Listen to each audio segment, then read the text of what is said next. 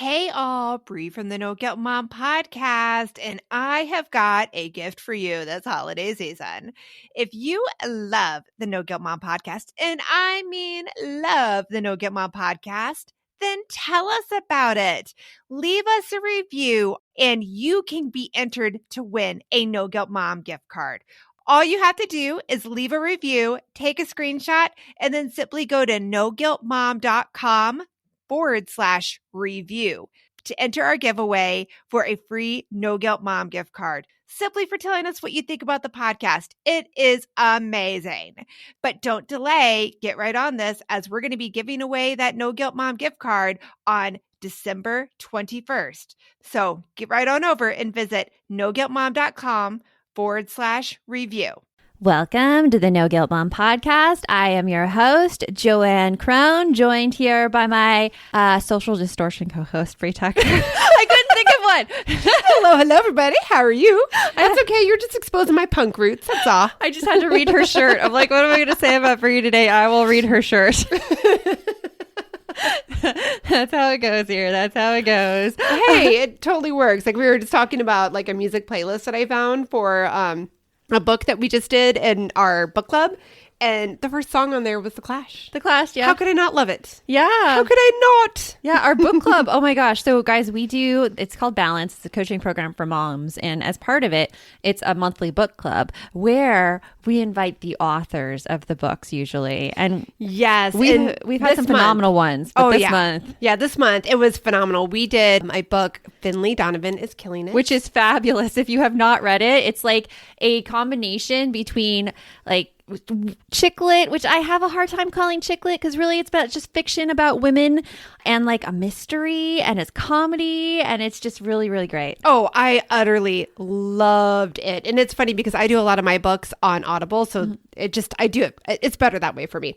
And I am dying for the time that I get alone that I can turn on my Audible so that I could hear this book. So it was amazing. And then Ellie came to our book club. It was so much fun. It was so much fun. And that we've had so many other great guests too, like KJ Delantonia, the author of the Chicken Sisters. She was part of our book club. Another highly suggested book, the Chicken Sisters. Amazing. Yeah. So book club is just phenomenal. And we're in our second week, guys, of Calm and Happy Parenting. If you're a Calm and Happy Parenting student, shout out to you. We are changing communication styles and families and getting kids to help out and be able to delegate more as moms. And it's just phenomenal. You know, last week was our first week, and that's where we talked about having priorities. And that is the one that I struggle on a lot. Yes. Trying to figure out how to organize and what to focus on. I swear, I'm the squirrel. Not the squirrel. I'm the dog that's chasing the squirrel and up like, squirrel. Well, a lot of the issue in having priorities is not putting ourselves first, like neglecting our own needs for putting our family's needs before ours. And that's when we get really stressed out and burnt out, which actually leads us into our topic today about upper limits. Oh my gosh. Yes. This is upper limits. Ever since you told me about it, I was like, yes, I have that so much. Yes. So today we're talking about fighting your upper limit, what it is, and we hope you enjoy this episode of the No Guilt Mom podcast. My son is playing a game right now on his computer where he's a thief and the cops are after him. So I'm so excited about this new app, Give As We Grow, where instead of being the quote unquote bad guys, kids are practicing giving back. That is so cool, Joanne. I really wish that there was something like this when my kids were younger that got them excited about giving back to others and helped them build a better understanding of what it really means to volunteer. Give As We Grow is the first of its kind free educational mobile app for children ages 8 to 11 that teaches kids via fun, service-focused mini-game quests to tap into their unique talents and interests to help others. And did you know that studies show that there is a biological connection between generosity and happiness, and that volunteering improves people's physical and mental health? I mean, kids who volunteer typically do better in school and are less likely to engage in risky behaviors. And that is something that I think we all want for our kids. Ready to spark a new movement in generosity? Find and download Give As We Grow for free in the App Store for Android and iOS. And for resources for the whole family, visit giveaswegrow.org. If you hate making meal plans and grocery lists as much as I do, oh my gosh, wouldn't it be amazing if someone just made all your meal plans for you and gave you a grocery list with everything you needed on it?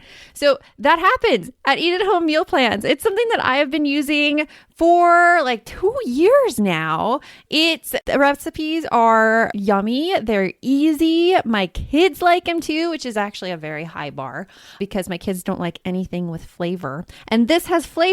So it's a win-win. But go check out Eat at Home Meal Plans, noguiltmom.com/eat-at-home. And you get a special discount for being a No Guilt Mom podcast listener. Just enter the code NoGuiltMom, all one word, at checkout. And now on with the show. You want mom life to be easier. That's our goal too. Our mission is to raise more self-sufficient and independent kids, and we're going to have fun doing it. We're going to help you delegate and step back. Each episode will tackle strategies for positive discipline, making our kids more responsible and making our lives better in the process. Welcome to the No Guilt Mom podcast.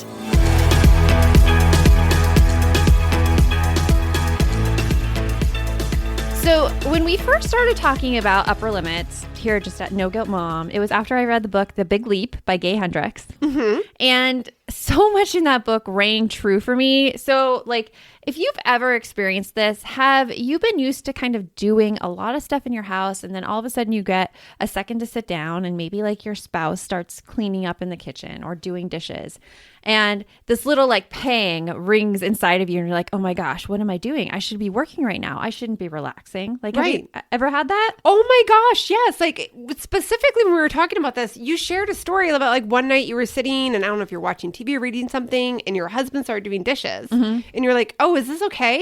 And he's like, yeah. I still ask that. I'm still like, am I okay relaxing? Yeah. And my husband, the wonderful man that he is, he's like, yes. Right? And like we have that in our household too. And a big thing with it that always makes me feel guilty is that I hate dishes. I hate dishes. I hate them too. You know my right. Hate of dishes, yes. And Miguel doesn't mind them, as a matter of fact. They're very calming to him. So like I go and I sit down after dinner and he's doing dishes, and I have finally gotten to a point now where I don't feel the guilt anymore because we have had countless, and I mean countless conversations. Thank you, Miguel, for being so patient with me about me being like, I feel guilty that you're doing this. And he's like, yeah, I feel guilty when you don't let me do it. Or not guilty. He, again, enjoys doing it. But yes. Yeah. It's all the time. It's crazy. It's like we get in this state of relaxation and happiness, and then we see someone else doing something for us, and we're like, oh my gosh, no, we shouldn't be relaxing. We shouldn't be happy. We should be working. I feel guilty that I am feeling good about what I am doing. Yeah, it's insane. And that is our upper limit problem. It's like when we hit our upper limit, and our upper limits meaning when we like achieve like success, or it could be happiness, or it could be like wealth. You hear this a lot with lottery winners. Like you think lottery winners and you're like, oh, poor them. But most lottery winners like lose all of their money right away. Because they're not used to having it. And it's because our ego tends to bring us back down within the lines of our comfort zone where we feel comfortable. So like me on the couch or you on the couch relaxing, it's not our comfort zone if someone else is working, because we're so used to being in that position of taking care of everyone that when we sit down and when we relax, we're like, oh, gotta get up. God, why do we have this overwhelming guilt anytime we're taking time for ourselves? Seriously. I have no idea. So I wish I did it. I'm working on it day by day by day. And where's that switch? I need to flip that switch somewhere. Well, if you have this same issue, we're going to give you some tips right now that you can work through this upper limit problem. Yes. And do keep in mind that for many of us, it is a work in progress. So it's not going to be like a quick fix, but it definitely helps quite a bit. And we did quite a bit of research on this. Like, and if you search upper limit problem, you will find no shortage of articles about this. This is very, very well known, and there's a lot of discussions about this out there. Yeah. So the first step of conquering your own upper limit problem is to recognize it's there. Yeah, just acknowledging it, right? Just acknowledging that, hey, am I feeling a little bit uncomfortable right now because I'm getting stuff I want? Oh, it doesn't mean that I don't deserve it. It means that there's an upper limit problem there. And I think that is a big thing right there, because I think that guilt that we feel that, oh, I should be doing something else, or, oh, I shouldn't be enjoying myself right now. It is that. It's that guilt or that feeling that like we don't deserve it. And golly jeepers, we do too. Yep. We do a lot. And I'm putting on like my armchair expert hat.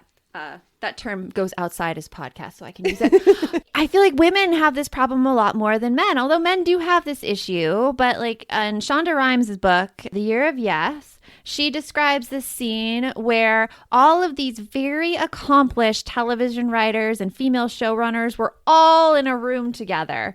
And they were going around the room and introducing ourselves, or they were being introduced. I can't remember which one it was.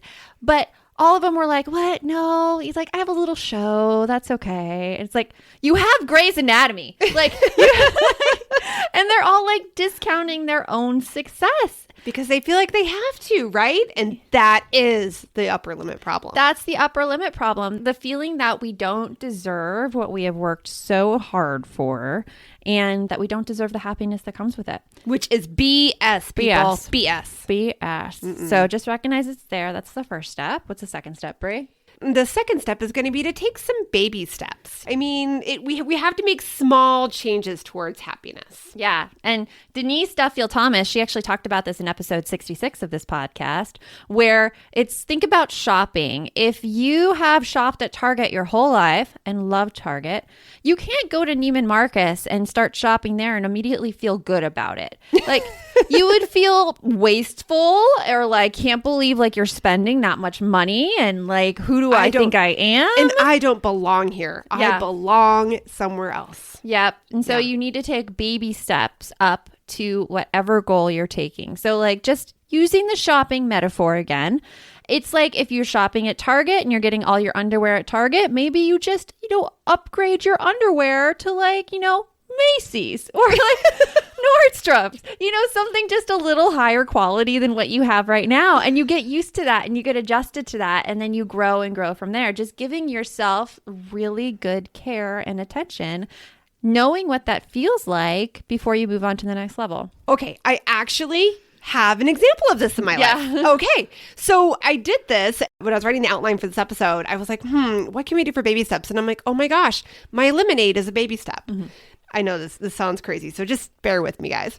All right, so one of my favorite things to do, it's like my reward for myself after like a tough day, is I am in love with Wendy's strawberry lemonades.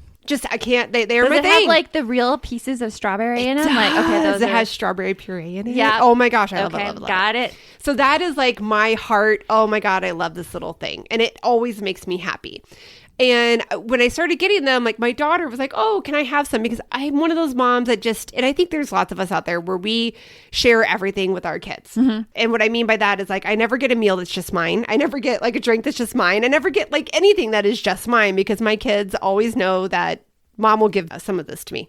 So my daughter tried my strawberry lemonade and she really liked it. So then all the time, whenever I would get a strawberry lemonade, hey mom, can I have some? Hey mom, can I have some? Yeah, sure. Here, have some. And then after a while, I kind of started to get like a little bit bitter because she would drink so much of my lemonade. And I'm like, this is my thing. So one day I was like, you know what? I'm feeling so guilty about the fact that I feel bitter that she's drinking my lemonade. I'm just going to get her own lemonade. So she started getting her own strawberry lemonade. Now, again, I know that sounds like a crazy story, guys, but I'm getting there. But so she started getting her own strawberry lemonade, and that made me feel better. That gave you an entire strawberry lemonade to yourself. Yes, and I didn't feel guilty about having it because she had her own.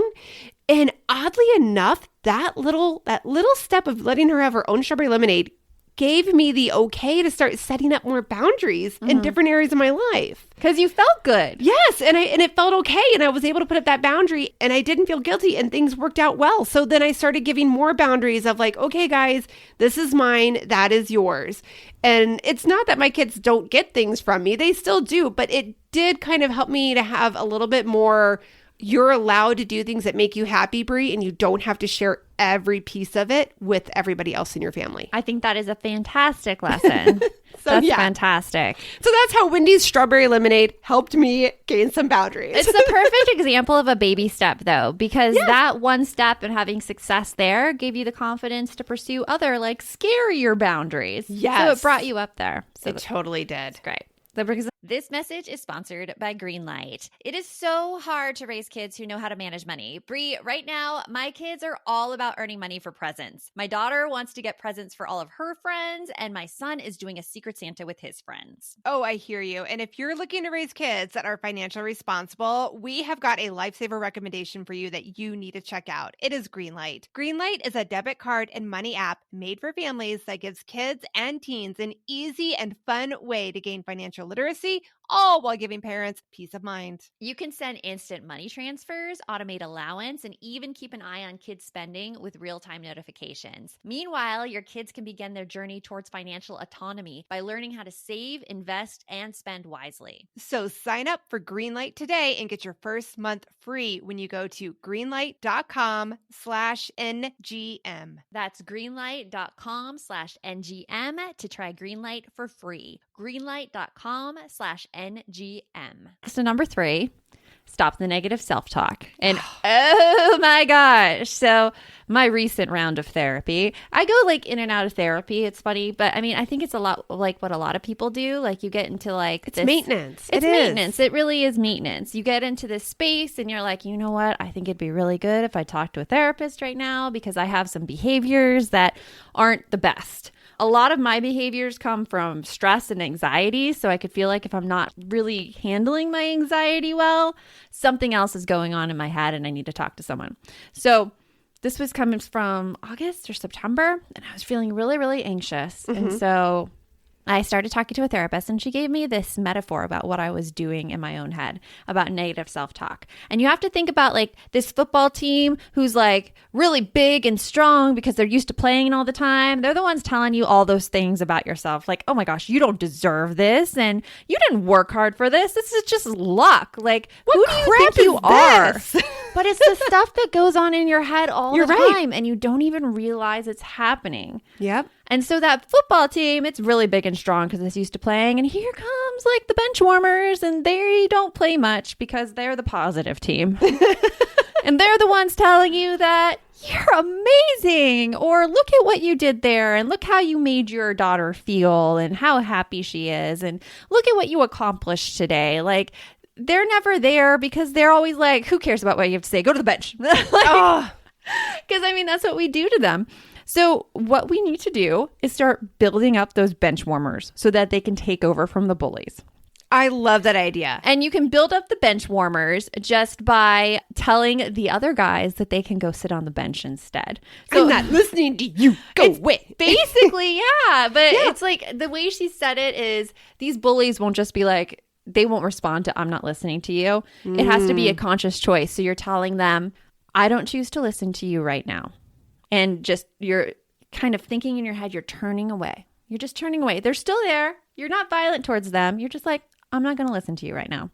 And turn away. And you do it over and over again. And you start like putting in the bench warmers, the positive guys more often and more often by noticing your successes, celebrating your successes. I mean, we do something we call the 215 celebration. Yes, everybody needs to do this. Let's tell them about our 215 celebration. Every time at 215, we're like, okay, what did you do today? And we have to list off what we did today that made us happy or that we accomplished. Yeah, and it doesn't matter what it is. It might even just be, hey, I made it out the door today and wasn't 20 minutes late to work. I was, okay, so instead of the negative, you'd be like, sorry, I was on time. Okay, was on time. I was on time today. There you go. Yeah, because so much we focus on what we didn't do and we don't focus on what we do. So that's a way to stop the negative self-talk. Just build up the good bench warmers. Perfect. Mm-hmm. All right. And number 4 is a big one, I think, that is a struggle for a lot of us. Mm-hmm. Number 4 is be open to receiving. Okay. I laugh at that. You like Joanne's laugh on that one? We just talked about this one recently back on a couple of podcast episodes back about her difficulty with this one sometimes. Okay.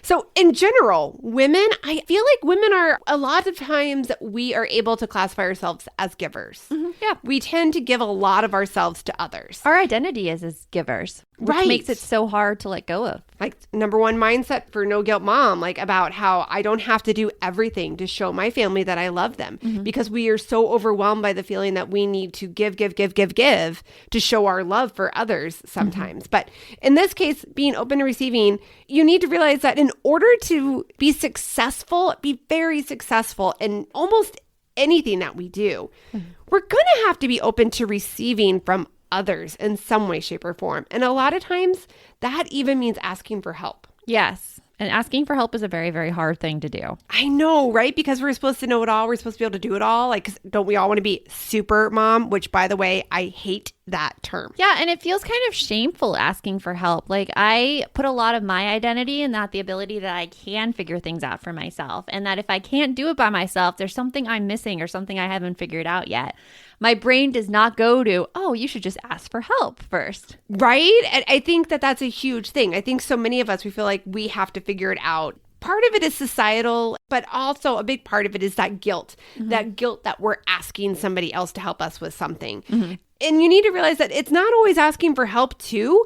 Being open to receiving might even be just receiving that time for yourself. Yeah, getting time for yourself. And we laughed about the receiving thing because you tried to help me when I was hurt. And I'm like, nope, I can do it. I can do know. it myself. And I'd be like, I'm going downstairs to get water. Can I get you water? Nope, I can do it myself. I'm like, seriously, Joanne, I am walking downstairs. Just let me carry your water bottle with me. like the backstory on that is I hurt my leg and thankfully I don't need surgery on it. It was a sprained PCL was the official medical diagnosis, and it has healed on its own with a lot of ice and ibuprofen and whatever, but no surgery. So yay! Woo, no surgery! But oh my gosh, that thing hurt more than when I've torn my meniscus before. It hurt more than when I tore my meniscus and I did need surgery. Like my entire leg was cramped up. I could not bend it. I could not walk well. I couldn't do much of anything. Like just getting up from a sitting position or going down to a sitting position, like I was wincing and bracing myself for the pain to come.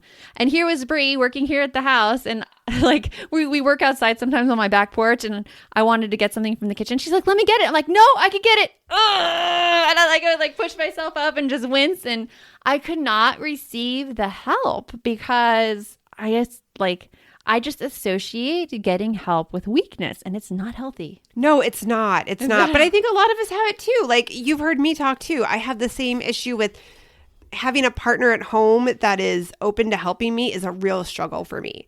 So I suffer from migraines a lot. So I've always been used to, because the thing in our house was like, you're not feeling good. That's on you. So all right. So I was used to just kind of either working through them, or the kids are even aware. My kids are aware, like when mom has a migraine, okay, they're teenagers now. They're 12 and 14, but okay, we'll make our own meal here. We'll do our own thing quietly, let mom rest for a couple of hours, and she'll take her medicine and she'll hopefully, feel better.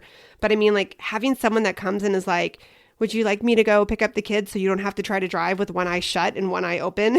Do you want me to, get us something to eat so that dinner is started and you're not starting it at 7:30 post migraine? Like that is so hard for me to accept the help. I always start with, no, I got it. And then Miguel comes back and 2 minutes later is like, please let me help you. And I'm like, oh, okay. Sometimes. And it's funny how sometimes you need someone to say that to you, to be like, please let me help you.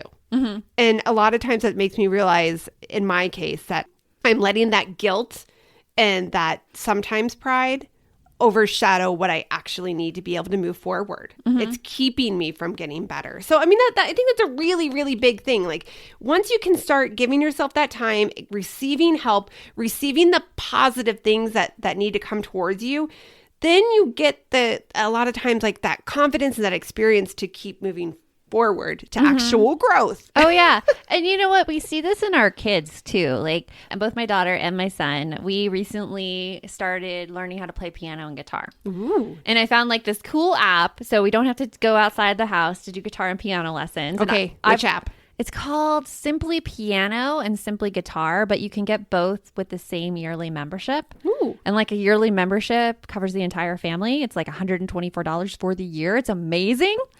And so I've started playing piano again and guitar because I needed a hobby that was not related to No Guilt Mom. Yes, you did. I did.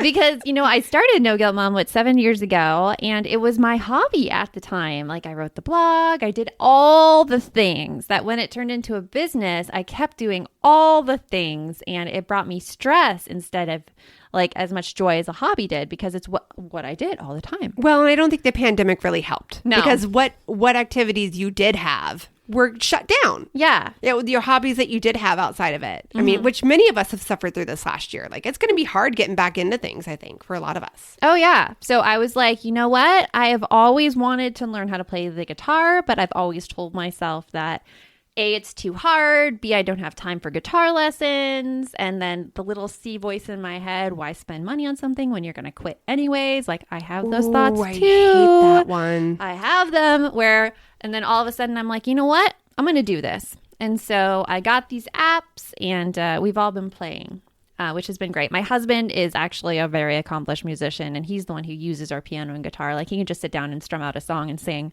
And all the rest of us are like, oh, and that's what I want to do. I want to just take my guitar to the campfire and sing songs, and that's my ideal. Wow. So I'm working towards that. So one day you guys are going to be the Crone family musical band. Yeah.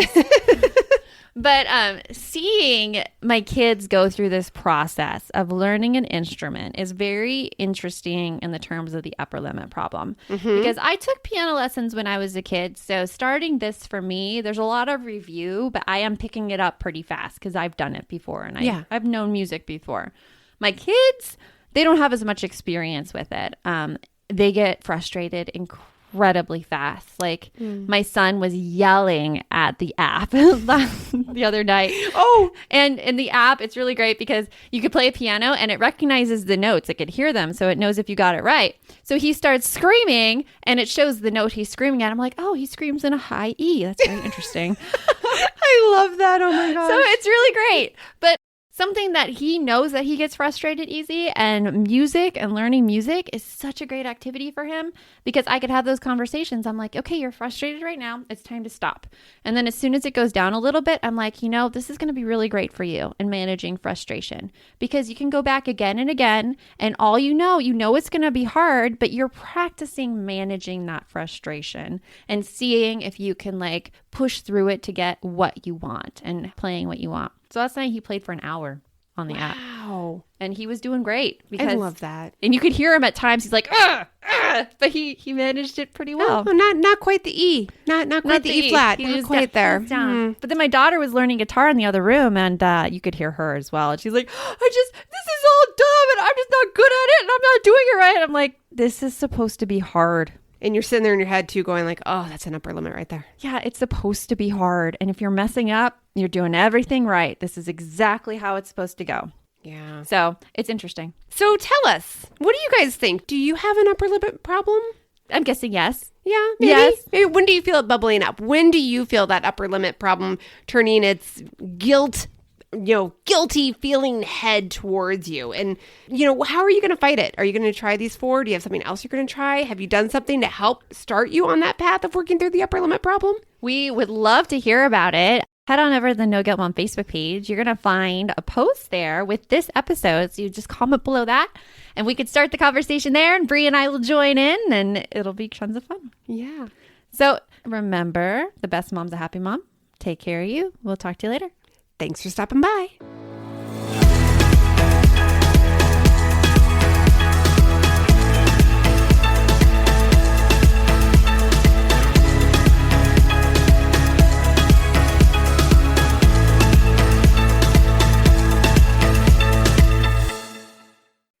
Are you looking for something to listen to with your whole family? Then check out 6 Minutes, produced and created by Gen Z Media. With over 200 twisty, cliffhanger-filled episodes, 6 Minutes tells the story of 11-year-old Holiday who is pulled from the icy waters with no memory of who she is or where she came from. 3 years ago, Brinley Pasternak helped the Anders family uncover the truth about Holiday's past. Now she'll need them to help her find the truth about hers. In 6 Minutes Out of Time, the long-awaited sequel, Cyrus Anders is found unconscious near the mysterious Elixir Academy in Florida, and Brinley learns the school may have a shocking connection to her missing mother. Dive in now and get the most downloaded family audio adventure in history. Follow 6 Minutes wherever you get your podcasts. You can listen early and ad-free with the GZM family subscription.